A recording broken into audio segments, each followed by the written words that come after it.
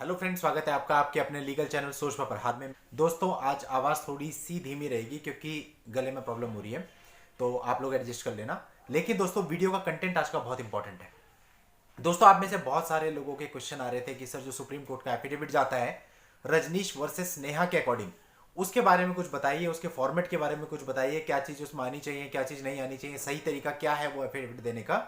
वो सब चीज़ें हमें नहीं पता है। हमें तो जैसा फॉर्मेट मिलता है हम वो आगे सबमिट कर देते हैं। तो आप इसके बारे में एक प्रॉपर वीडियो बनाइए। तो दोस्तों, ये वीडियो रजनीश वर्सेस नेहा में जो आप लोग एफिडेविट फाइल करते हो, चाहे वो वाइफ हो चाहे वो हस्बैंड हो, दोनों को ही आज के समय अपने एसेट्स और लायबिलिटी का एफिडेविट देना होता है।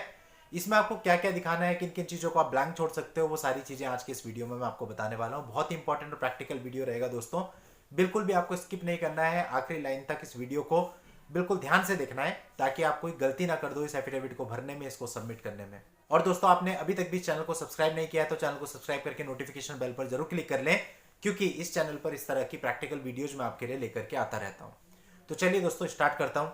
सबसे फर्स्ट पेज होता है जहां पर दोनों पार्टीज का नाम आता है, लिखा जाता है रजनीश वर्सेस नेहा के अनुपालन में एफिडेविट दिया जा रहा है।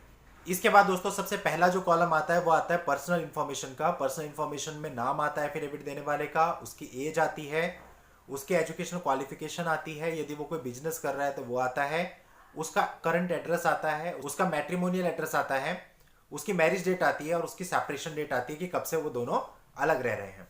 इसके अलावा दोस्तों, नेक्स्ट आता है कि अगर आपके बीच में कोई अन्य केस चल रहा है तो उसका ब्यौरा भी आप यहाँ पे देंगे।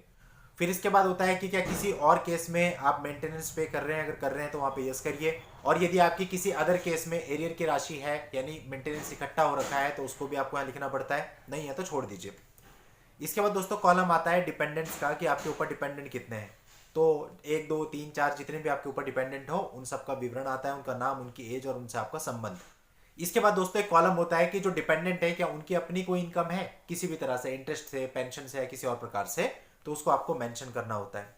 फिर दोस्तों, जो लोग आप पे डिपेंडेंट है, यदि उनका कोई मेडिकल ट्रीटमेंट चल रहा है तो उसका पूरा ब्यौरा दीजिए। जैसे कई मामलों में, इसी मामले में जो मैं पढ़ रहा हूँ, यहाँ पर पिताजी हार्ट पेशेंट हैं तो उनका हमने प्रॉपर ब्यौरा दिया है। इसके बाद दोस्तों, बच्चों का विवरण आता है। यदि आपके बच्चे हैं 1 2 तो उनके नाम वगैरह आएंगे, और वो किसके साथ रह रहे हैं, किसकी अभी रक्षा, किसकी कस्टडी में है, वो आपको यहाँ बताना पड़ेगा। बच्चों के लिए भरण पोषण की कोई व्यवस्था आप दोनों ने आपसी रजामंदी से करी है तो बताना पड़ेगा, नहीं करी है तो नहीं लिख देंगे। इसके बाद दोस्तों आता है सबसे इंपॉर्टेंट, आय का विवरण। जो आप इनकम अर्न कर रहे हो वो कहाँ से कर रहे हो। तो सबसे पहले आएगा आपके एम्प्लॉयर का नाम, फिर उसके बाद आएगा आपका पद, आप किस पोस्ट पे हैं, फिर आएगी आपकी मासिक आय यानी मंथली सैलरी आपकी कितनी है, फिर आएगा जो मंथली सैलरी के साथ आपको अलाउंस मिलते हैं, डीए है, एचआर है, ये और है, वो सब चीज़ें। और इसके बाद नेक्स्ट आता है कि क्या आप आयकर अदा करते हैं। तो यदि आप इनकम टैक्स देते हैं तो आपको बताना होगा कि पिछले 2 से 3 सालों में आपका इनकम टैक्स आपने कितना कितना भरा है, और हो सके तो इसकी कॉपी भी आपको एफिडेविट के साथ अटैच करनी है। इसके बाद दोस्तों, अगला कॉलम आता है कि जैसे आपका कहीं और से, किराए से, इंटरेस्ट से, डेवेंचर से, म्यूचुअल फंड से या किसी और तरह से कोई आय है तो उससे संबंधित कोई रिकॉर्ड है तो बता दीजिए, नहीं है तो कोई नहीं। इसके बाद दोस्तों बताता है कि जितने भी आपके अकाउंट है, चाहे वो पोस्ट ऑफिस में हो, चाहे सेविंग बैंक अकाउंट हो, चाहे करंट बैंक अकाउंट हो, उनकी डिटेल्स खोलिए। डिटेल्स मतलब उनका नंबर आप देंगे, ब्रांच बताएंगे, और उनका जो करंट बैलेंस है वो बताएंगे, और अपनी बैंक स्टेटमेंट को आपको एफिडेविट के साथ लगाना है। आप स्किप भी कर सकते हैं, कोर्ट के मांगने पर भी लगा सकते हैं, और साथ में खुद से भी लगा के दे सकते हैं। इसके बाद दोस्तों आता है संपत्ति का विवरण। इसमें पहला कॉलम है सवर्जित संपत्ति। जैसे आपके पास कोई घर है, कोई लैंड है, कोई कार है, कोई टू व्हीलर है, तो वो संपत्ति का विवरण आएगा। छोटी मोटी संपत्ति को कंसिडर नहीं किया जाता है, जैसे घर पे आपने टीवी लगा लिया तो इतना माइनर चीज़ों को लिखने की जरूरत नहीं है। लेकिन जो मेजर चीज़ें होती हैं, जैसे होम है, लैंड है, या फिर कोई आपकी कार है, या आपका टू व्हीलर है, तो इन चीज़ों का उल्लेख आपको जरूर करना है। टू व्हीलर है तो उसका नंबर, कार है तो उसका नंबर, मॉडल, इन सारी चीज़ों को आपको इसमें लिखना है। इसके बाद दोस्तों, इसके अलावा आपके पास कोई पैतृक संपत्ति, कोई एंसेस्ट्रल प्रॉपर्टी है वो बताएंगे, कोई म्यूचुअल फंड में इन्वेस्ट किया हुआ है तो वो बताएंगे। फिर दोस्तों, कई सारी चीज़ें आपसे पूछता है कि विवाह के पश्चात आपने कोई संपत्ति अर्जित किया है तो उसका विवरण, कब्जे की कोई संपत्ति है उसका, लोन है उसका, विवाह के दौरान उसके बाद आपकी ज्वेलरी है उसका। ये सारी चीज़ अगर है तो ठीक है, अदरवाइज आप इसको ब्लैंक छोड़ सकते हो या इसके आगे कोई नहीं शब्द लिख सकते हैं। इसके बाद आता है दोस्तों देयताओं का विवरण, यानी आपके ऊपर जो लायबिलिटी है। लायबिलिटी में आप सबसे पहले तो वो ये जाता है कि लोन आपका कितना है, जितना भी लोन है आप दिखा दें, और इसके बाद आपकी ईएमआई कितनी है। जैसे कि मैंने इसमें ईएमआई दिखा रखी है, 4 लोन है, चारों की ईएमआई दिखा रखी है। इसके बाद दोस्तों, वास्तविक उधार ली गई राशि और उसकी अदायगी के संबंध में वर्तमान स्थिति, और कुछ आपने कहीं से पर्सनल उधार लिया हो तो वो बताना है।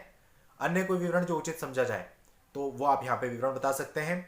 इसके बाद है दोस्तों स्वरोजगार व्यवसाय में लगे पक्षकार का विवरण, कोई नहीं। और जो भी ये स्वरोजगार से यानी सेल्फ एम्प्लॉयमेंट से रिलेटेड कुछ पॉइंट्स हैं, अगर आप सेल्फ एम्प्लॉयड हो तो उस केस में आपको इन्हें फिल करना है, वरना आप कोई नहीं लिख के इसे छोड़ सकते हैं।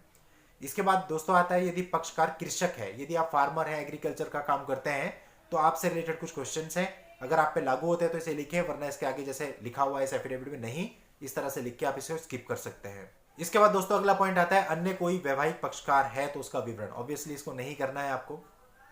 इसके बाद दोस्तों आगे है अन्य कोई आय व्यय देयता और संपत्ति हो तो उसका विवरण या कोई प्रासंगिक तथ्यों का अंकन, यदि कुछ और आप इसके अलावा बताना चाहते हो तो उसे इस कॉलम के अंदर लिखना है, अदरवाइज इसको भी कोई नहीं करके आपको छोड़ देना है। लास्ट में दोस्तों ध्यान देने की बात है, घोषणा आप इसकी देख लीजिए, यह लिखा है मैं ये घोषणा करता हूं या करती हूं कि मैंने समस्त स्रोतों से प्राप्त होने वाली अपने आय व्यय संपत्ति व देयताओं के संबंध में पूर्ण और सही विवरण दिया है और इनके अलावा मेरे पास अन्य कोई आय संपत्ति व्यय व देयताएं नहीं है। मैं ये अंडरटेकिंग देता हूं या देती हूं कि मेरे रोजगार संपत्ति आय व्यय शपथ पत्र में दी गई किसी भी सूचना में कोई तात्विक परिवर्तन होता है तो मैं माननीय न्यायालय को सूचित करूंगा या करूंगी। मैं ये समझता हूं कि यदि शपथ पत्र में कोई गलत तथ्य या कथन किया गया है तो वो न्यायालय की अवमानना की श्रेणी में आएगा, यानी कि कंटेम्प्ट ऑफ कोर्ट माना जाएगा। इसके अलावा ऐसा कोई कार्य भारतीय दंड संहिता की धारा 199 सपठित 191 व 193 जिसमें कि 7 वर्ष तक के कारावास और जुर्माने की सजा का प्रावधान है कि अपराध का गठन भी करता है जिसके संबंध में मेरे विरुद्ध कार्यवाही की जा सकती है, मैं भारतीय दंड संहिता 1860 की धारा 199, 191, 193 व 209 को पढ़ व समझ चुका हूं। तो यानी आप एक तरह से अंडरटेकिंग दे रहे हैं कि आपको पूरा कानून पता है और वो कानून जानते हुए आपने इंफॉर्मेशन कोर्ट को दी है, यदि इसमें कुछ गलत पाया गया तो आपके खिलाफ इन धाराओं के अंतर्गत कार्रवाई हो सकती है। तो दोस्तों ये पूरे एफिडेविट का फॉर्मेट है, इसमें जो चीजें आप पर एप्लीकेबल होती हैं उनको आपको भरना है, जो एप्लीकेबल नहीं है वह कोई नहीं शब्द लिख देना है। दोस्तों ये हिंदी इंग्लिश जैसे भी आपके यहाँ पे लैंग्वेज चलती है उसमें आप बना सकते हैं, कोई रीजनल लैंग्वेज चलती है तो उसमें भी आप बना सकते हैं। तो दोस्तों ये वो एफिडेविट है जिससे आजकल सारे काम हो रहे हैं। मेंटेनेंस इंटर मेंटेनेंस पे बहस से पहले दोनों ही पक्षकारों को ये एफिडेविट फाइल करना होता है। इस एफिडेविट को बनाने में आपको बहुत ही सावधानी रखनी होती है, कोई भी गलत इंफॉर्मेशन इसमें नहीं देनी होती है और ध्यान रखना होता है कि कोई ऐसी इंफॉर्मेशन भी ना चली जाए जिससे आपकी जो प्रेजेंटेशन है वो गलत कोर्ट के सामने आ जाए और गलत मेंटेनेंस बन जाए। तो सारी चीजों का ध्यान रखते हुए, एक बैलेंस रखते हुए इस एफिडेविट को अपने एडवोकेट से बनवा करके आपको कोर्ट में फाइल करना है। तो दोस्तों आज की इस वीडियो में इतना ही, नेक्स्ट वीडियो में नई लीगल जानकारी के साथ मैं आपसे फिर मिलता हूं, तब तक के लिए good bye and thank you for watching, take care.